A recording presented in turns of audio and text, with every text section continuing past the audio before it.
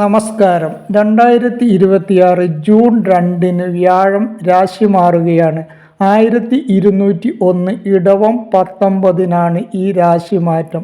വ്യാഴം അതിൻ്റെ ശത്രുവിൻ്റെ ക്ഷേത്രമായ മിഥുനത്തിൽ നിന്നും സ്വന്തം ഉച്ചക്ഷേത്രമായ കർക്കിടകത്തിലേക്കാണ് മാറി വരുന്നത്. അതുകൊണ്ട് തന്നെ മിക്ക രാശിക്കാർക്കും ഏറെ ഗുണഫലങ്ങൾ പ്രദാനം ചെയ്യുന്ന ഒരു വർഷമാണ് 2026 ജൂൺ 2 ആരംഭിക്കുന്ന സമയം. ഒരു രാശിയിൽ ഏറെക്കുറെ ഒരു വർഷമാണ് വ്യാഴത്തിൻ്റെ സഞ്ചാരകാലം. അതുകൊണ്ട് തന്നെ 12 വർഷത്തിന് ശേഷമാണ് വ്യാഴം അതിൻ്റെ ഉച്ചക്ഷേത്രമായ കർക്കിടകത്തിലേക്ക് എത്തുന്നതും അത്യധികം ഗുണഫലങ്ങൾ പ്രദാനം ചെയ്യുന്നതും. മറ്റെല്ലാ ഗ്രഹങ്ങളെപ്പോലെ തന്നെയും ശുഭസ്ഥാനത്ത് നിൽക്കുമ്പോൾ ഗുണഫലവും ദുസ്ഥാനത്ത് നിൽക്കുമ്പോൾ ദോഷഫലവുമാണ് ഗുരുവിൽ നിന്നും ഉണ്ടാവുന്നത്. പ്രധാനമായും 3, 6, 8, 12 രാശികളിൽ വരുന്നവർക്ക് ദോഷഫലങ്ങൾ ഉണ്ടാകുവാൻ സാധ്യതയുണ്ട്. മറ്റ് രാശിക്കാർക്ക് അത്യധികം ഗുണഫലങ്ങളുമാണ് ഈ സമയത്ത് ലഭിക്കുന്നത്. എന്നിരുന്നാലും വ്യാഴം അതിൻ്റെ ഉച്ചക്ഷേത്രത്തിലേക്കാണ് സംക്രമണം ചെയ്യുന്നത് കൊണ്ടും 5, 7, 9 ഭാവങ്ങളിലേക്ക് ദൃഷ്ടി ഉള്ളതുകൊണ്ടും ഈ പറയുന്ന ദുസ്ഥാനത്ത് ഉള്ളവർക്കും ദോഷഫലങ്ങൾ വളരെ കുറവ് മാത്രമേ ഈ സമയത്ത് ഉണ്ടാവാൻ സാധ്യതയുള്ളൂ. ഇനി ഒരു വർഷം, അതായത് 2027 ജൂൺ 25 വരെ വ്യാഴം അതിൻ്റെ ഉച്ചക്ഷേത്രമായ കർക്കിടകത്തിലാണ് ഉണ്ടാവുക. ഇത് ചാരവശാലുള്ള ഫലം മാത്രമാണ്. ജാതകത്തിലെ ഗ്രഹസ്ഥിതിയും ദശാപഹാരവും ഒക്കെ അനുസരിച്ച് ചില മാറ്റങ്ങൾ ഉണ്ടാകുവാൻ സാധ്യതയുണ്ട് എന്നുകൂടി പറയട്ടെ. ചന്ദ്രരാശി അടിസ്ഥാനത്തിൽ ഓരോ രാശിയിലെയും നക്ഷത്രക്കാർക്ക് എന്തൊക്കെയാണ് ഈ വ്യാഴ സംക്രമണം വഴി ഫലം പ്രദാനം ചെയ്യുന്നത് എന്ന് നോക്കാം. മേടൻ രാശി. രാശിചക്രത്തിലെ ഒന്നാമത്തെ രാശിയായ മേടൻ രാശിയിൽപ്പെടുന്ന നക്ഷത്രങ്ങൾ അശ്വതി, ഭരണി, കാർത്തിക, ആദ്യപാദം എന്നിവയാണ്. രാശി അധിപൻ ചൊവ്വയാണ്. കഴിഞ്ഞ ഒരു വർഷമായി 3-ാം ഭാവത്തിലായിരുന്ന വ്യാഴമാണ് ഇപ്പോൾ 4-ാം ഭാവത്തിലേക്ക് വരുന്നത്. 3-ാം ഭാവം വ്യാഴത്തിന് അത്ര നല്ല ഭാവമല്ല. ഏഴരാണ്ട് ശനിയുടെ ആരംഭഘട്ടം ആയതുകൊണ്ട് തന്നെ ഇവർക്ക് പല രീതിയിലുള്ള വിഷമതകളും പ്രയാസങ്ങളും ഒക്കെ അനുഭവിച്ചു കൊണ്ടിരിക്കുന്ന ഒരു സമയമാണ് ഇപ്പോൾ. കഷ്ടകാലം എന്ന് തന്നെ പറയാവുന്നതാണ്. ഏഴരാണ്ട് ശനിയും വ്യാഴത്തിൻ്റെ ദുസ്ഥാനവും ഒന്നു ചേർന്ന് ഇവർക്ക് പല രീതിയിലുള്ള ബുദ്ധിമുട്ടുകൾ ഉണ്ടാക്കിക്കൊണ്ടിരിക്കുകയായിരുന്നു. എന്നാൽ ഇതിനൊക്കെ ഒരു മാറ്റം ഉണ്ടാവുകയാണ് ഈ ജൂൺ 2 ശേഷം.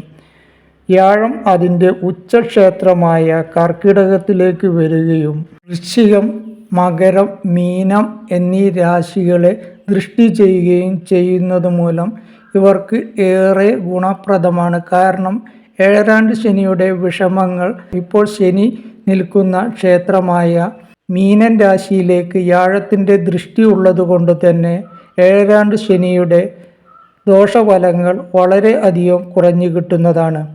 മേടക്കൂറുകാരുടെ 9, 12 ഭാവാധിപനായ ഗുരുവാണ് ഇപ്പോൾ 4-ാം ഭാവത്തിലേക്ക് വന്നിരിക്കുന്നത്.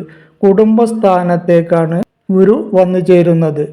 മാത്രമല്ല ആയുസ്സിൻ്റെ ഭാവമായ 8-ാം ഭാവത്തിലേക്കും കർമ്മസ്ഥാനമായ 10-ാം ഭാവത്തിലേക്കും നഷ്ടസ്ഥാനമായ 12-ാം ഭാവത്തിലേക്കും ഗുരുവിൻ്റെ ദൃഷ്ടി ഉള്ളതുകൊണ്ട് തന്നെ ഇവർക്ക് 2026 ജൂൺ 2 ശേഷം ഏറെ ഗുണം ലഭിക്കുന്ന വർഷമായിരിക്കും. മറ്റ് ദോഷങ്ങൾ എന്തൊക്കെ ഉണ്ടായിരുന്നെങ്കിലും ഗുരു അതിൻ്റെ നല്ല ഭാവത്തിലാണ് ഇപ്പോൾ മേടക്കൂറുകാർക്ക് വന്നിരിക്കുന്നത്. അതുകൊണ്ട് തന്നെ ഇവർക്ക് ഗുണപ്രദമായ ഒരു വർഷമായിരിക്കും ഇനി ഉണ്ടായിരിക്കുക. 4-ാം ഭാവം കുടുംബസ്ഥാനമാണ്. വീട്, ഭൂമി, വാഹനം, വിദ്യ, മനസ്സുകൾ എന്നിവയുടെ ഭാഗമാണ്. വ്യാഴഭഗവാന്റെ അനുഗ്രഹം കൊണ്ട് ഇനിയുള്ള ഒരു വർഷം നല്ല ഫലമാണ് മേടക്കൂറുകാർക്ക് വന്നു ചേരുന്നത്. ഇതുവരെ ഉണ്ടായിരുന്ന വിഷമതകളൊക്കെ മാറിക്കിട്ടുവാൻ പോവുകയാണ്. വീട്, വസ്തു, വാഹനം ഇവ വാങ്ങുവാൻ ആഗ്രഹിക്കുന്നവർക്ക് അത് നടന്നു കിട്ടുന്നതാണ്. ഭാഗ്യം തെളിഞ്ഞു വരുന്ന ഒരു വർഷമാണ്. സാമ്പത്തികമായി ഏറെ മുന്നേറ്റം ഉണ്ടാവും. കുടുംബത്തിൽ സമാധാനവും സന്തോഷവും ഉണ്ടാവുന്നതാണ്. കുടുംബ സൗഖ്യം ഉണ്ടാവുന്ന വർഷമാണ്. തൊഴിൽ പ്രശ്നങ്ങൾ എന്തെങ്കിലും ഉണ്ടായിരുന്നെങ്കിൽ അവയൊക്കെ മാറിക്കിട്ടുന്നതാണ്. ഉപജീവന മാർഗം തെളിഞ്ഞു വരുന്നതാണ്. തൊഴിലിൽ ഉയർച്ചയും അനുകൂലമായ സ്ഥലം മാറ്റവും ഒക്കെ ഈ സമയത്ത് ഉണ്ടാകുവാൻ സാധ്യതയുണ്ട്. വിദേശയാത്രയ്ക്ക് ശ്രമിക്കുന്നവർക്ക് അത് നടന്നു കിട്ടുന്നതാണ്. വിദേശത്ത് പഠിക്കുവാൻ ആഗ്രഹിക്കുന്ന വിദ്യാർത്ഥികൾക്ക് അവരുടെ ആഗ്രഹം സാധിച്ചു കിട്ടുന്നതോ അതിനുള്ള വഴി തെളിഞ്ഞു വരുന്നതോ ആയിരിക്കും. കഠിനാധ്വാനത്തിന് ഫലം ലഭിക്കുന്ന ഒരു വർഷമാണ്. അർഹതയുണ്ടായിട്ടും ലഭിക്കാതെ പോയ പൂർവിക സ്വത്ത് കൈവശം വന്നു ചേരുവാനും മാതൃസ്വത്ത് വന്നു ചേരുവാനും ഒക്കെ ഈ വർഷം സാധ്യതയുണ്ട്. മാതാവിന് എന്തെങ്കിലും രോഗമുണ്ടായിരുന്നെങ്കിൽ അത് മാറിക്കിട്ടുവാനോ അതിന് യോജിച്ച ട്രീറ്റ്മെൻറ്റിൽ എത്തിച്ചേരുവാനോ കഴിയുന്നതാണ്. ബന്ധുക്കൾ ഒത്തുചേരുവാനും വീട്ടിൽ ശുഭകർമ്മം നടക്കുവാനും സന്തോഷവും സമാധാനവും ഉണ്ടാകുവാനും ഒക്കെ ഈ സമയത്ത് സാധ്യത കൂടുതലാണ്. ശത്രുദോഷം മാറിക്കിട്ടുന്നതാണ്. പുതിയ വാഹനം വാങ്ങുവാൻ ആഗ്രഹിക്കുന്നവർക്ക് അത് നടന്നു കിട്ടുന്നതാണ്. വൈകിപ്പോയ കാര്യങ്ങൾ, അതായത് വീട് വെക്കുവാനോ വസ്തു വാങ്ങുവാനോ വിവാഹം നടത്തുവാനോ സാധിക്കാത്തവർക്ക് ഈ വർഷം അത് നടന്നു കിട്ടുന്നതായിരിക്കും. ശാന്തിയും സമാധാനവും ഉണ്ടാവുന്നതാണ്. ശുഭകർമ്മങ്ങളിൽ പങ്കെടുക്കുവാനോ ശുഭകർമ്മങ്ങൾ വീട്ടിൽ നടത്തുവാനോ സാധ്യതയുണ്ട്. ചിലവ് കുറയുന്നതാണ്. ആരെങ്കിലുമായിട്ട് ഏതെങ്കിലും രീതിയിൽ തർക്കങ്ങൾ ഉണ്ടെങ്കിൽ അവ രമ്യതയിലെത്തിക്കുവാനും അവ ഇല്ലാതാക്കുവാനും കഴിയുന്ന ഒരു വർഷമാണ്. ആരോഗ്യസ്ഥിതിയിൽ പുരോഗതി ഉണ്ടാവുന്നതാണ്. അംഗീകാരവും മാന്യതയും പ്രശസ്തിയും കീർത്തിയും ഒക്കെ ലഭിക്കുന്നതാണ്. ആത്മീയ ഗുരുക്കന്മാരെ കണ്ടുകിട്ടുന്നതോ ആത്മീയ ഗുരുക്കന്മാരുമായിട്ട് ബന്ധപ്പെടുവാനോ സാധ്യത ഉള്ള വർഷമാണ്.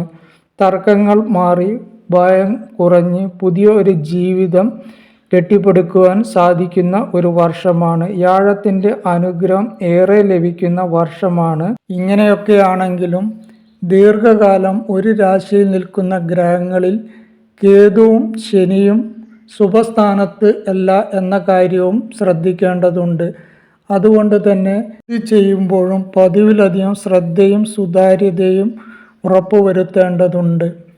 കേതുദോഷവും ശനിദോഷവും ഉള്ളതുകൊണ്ടും വ്യാഴപ്രീതി വരുത്തേണ്ടത് ഉള്ളതുകൊണ്ടും ഇവർ വിഷ്ണു ഭഗവാനെ ഭജിക്കുന്നതും ശനീശ്വര പ്രീതി നടത്തുന്നതും ഗണപതി പ്രീതി കൂടി വരുത്തിയാൽ വ്യാഴഭഗവാന്റെ അനുഗ്രഹം അതിൻ്റെ പൂർണ്ണ തോതിൽ ലഭിക്കുന്നതായിരിക്കും.